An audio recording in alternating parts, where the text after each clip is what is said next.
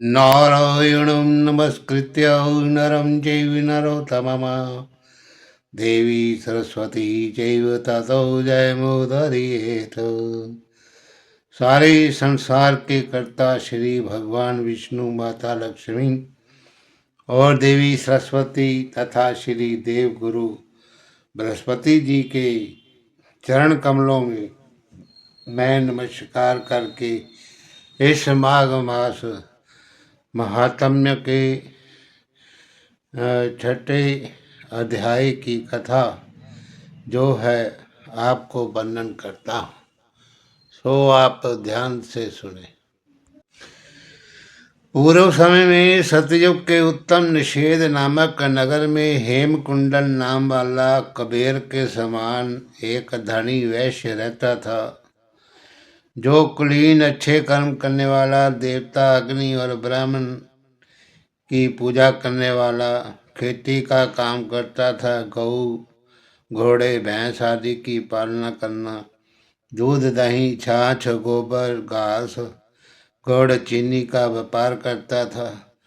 और उसने इस प्रकार बहुत सा धन इकट्ठा कर लिया, लेकिन जब वे बूढ़ा हो गया तो मृत्यु को निकट समझ करके उसने धर्म कर्म करने शुरू कर दिए। भगवान विष्णु जी का मंदिर बनवाया, कुआं बनाया, तालाब बावड़ी आदि बनवाई, आम पीपल आदि वृक्षों तथा सुंदर बाग बगीचे लगवाए। सूर्य उदय से सूर्य अस्त तक वे दान करता। गांव में चारों ओर जल के पीने के लिए प्याऊ लगाई। इस तरह उसने अपने कोई पहले जन्मों में कोई बुरे कर्म अगर किए होंगे तो उसका प्रायश्चित करने के रूप में वे दान पुण्य करने लगा।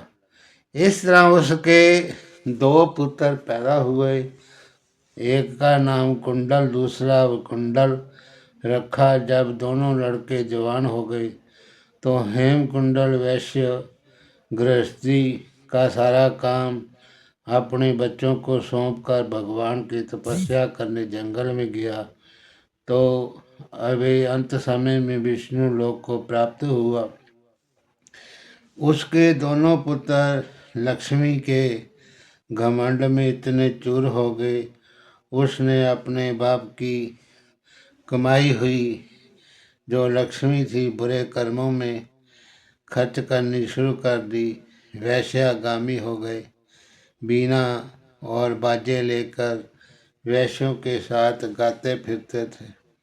अच्छे सुंदर वस्त्र पहनकर सुगंधित तेल लगा के भांडों की तरह खुशामदियों से घिरे हुए हाथियों पर सवार होके वे घूमा करते थे और सुंदर घरों में रहते थे।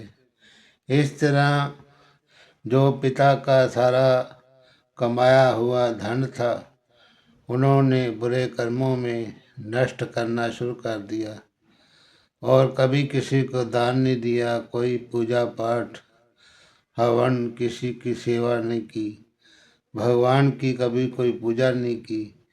इस तरह वे थोड़े ही दिनों में सारा धन कमाया हुआ जो उसके पिता का था वो सब नष्ट हो गया। तो दरिद्रता को प्राप्त होकर वे दुखी हो गए। भाई जन सेवक अब साथ छोड़कर चले गए और राजा के भय से नगर छोड़कर चोरी करनी शुरू कर दी और डाकुओं से मिलकर जंगल में रहने लगे।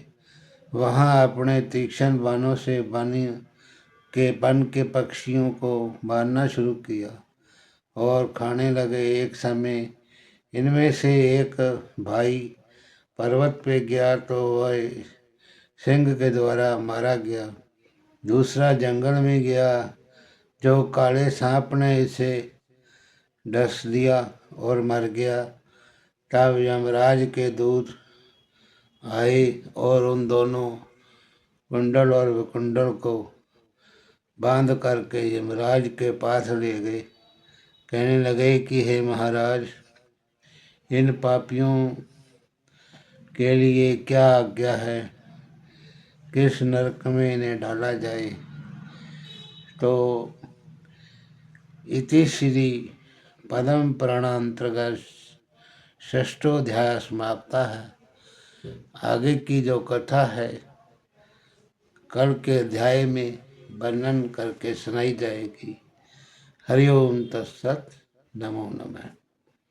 श्री कृष्ण गोविंद हरे मुरारी, हे नाथ नारायण वासुदेव। श्री कृष्ण गोविंद हरे मुरारी, हे नाथ नारायण वासुदेव।